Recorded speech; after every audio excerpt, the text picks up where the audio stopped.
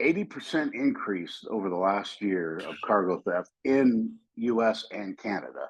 I was just looking With at that. Yeah, I was just looking at that. They got a report. Is that the Freightways one? They're saying yeah, it went up 68% in the fourth quarter of 2023. And our Truck News, I think they use the same report because they reported it through Truck News here too. So yeah, that's crazy that it's going up that much. yeah, and then first quarter of this year in the States anyway is up 46% compared to a year ago.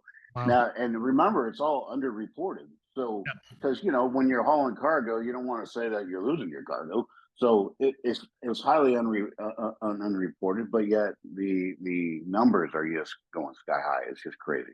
So what happened to you guys? You're familiar with CT-PAT, I'm sure, in the States, right?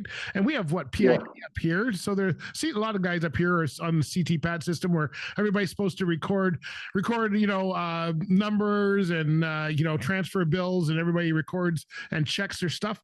That's not working, I don't think. Is that really doing anything to protect us from cargo theft? No, there's a lot of fraud going on, and that's what the thieves have figured out is really about stealing the identity of carriers, stealing the company identity, stealing their email identity, and then they take a load, assuming that role of that company or the carrier, even though the driver doesn't have any credentials. They steal that load and they take it to their own location, their own distribution center, if you will, and then they distribute it from there. So it's more of an we go all the way from organized crime to really that that type of fraud, all the way to people stealing stuff off of a port. So that cargo theft is just broad and expansive, but it's having a major impact on the trucking industry. And when I'm asked about it, I always say I think it's a dirty little secret in the industry because it's just the industry's getting hammered by it. And pretty soon, insurance companies aren't going to start covering it, and drivers and carriers, and special little carriers or owner operators are going to start paying the price for it, and might even lose businesses over it. Yeah, I guess people must be just paying it. Like they just, if the deductible is a certain amount, it's easy because insurance is really hard to get. Everybody's having trouble with their renewals.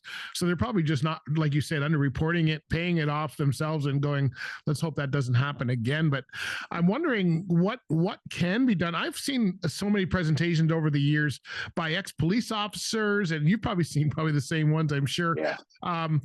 And I'm not whenever they finish, I go, wow, I don't think we can get a handle on this. This organized crime thing seems to be bigger than all the enforcement officers that we have. So what can people do? How does Zonar systems have a way of helping with that, or that's where you're Well, it's really more. We do more anti-theft with our pre and post trip, and that was kind of the discussion that I had with the ATA experts. But then also we do more recovery, and I can get into that later. But with our Z-Track product, it's like a little.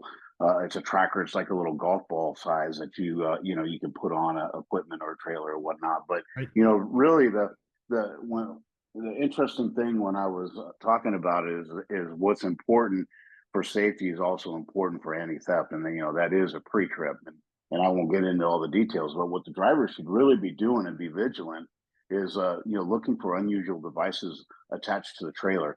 And what kind of shocked me and is those Apple tags that people have now. So they're putting them on trailers, and then that way the thieves can follow the trailers and they know where it's at, especially if it's a high commodity. If you're doing electronics, or if you're doing food, or energy drinks, by the way, is a high commodity that's being stolen. So doing that pre-trip, but paying attention to what's going on around you. Is somebody watching you? Are there two people in a car or a truck paying attention to what you're doing while you're doing your pre-trip? Checking the trailer, have the lock bolts been replaced or loose?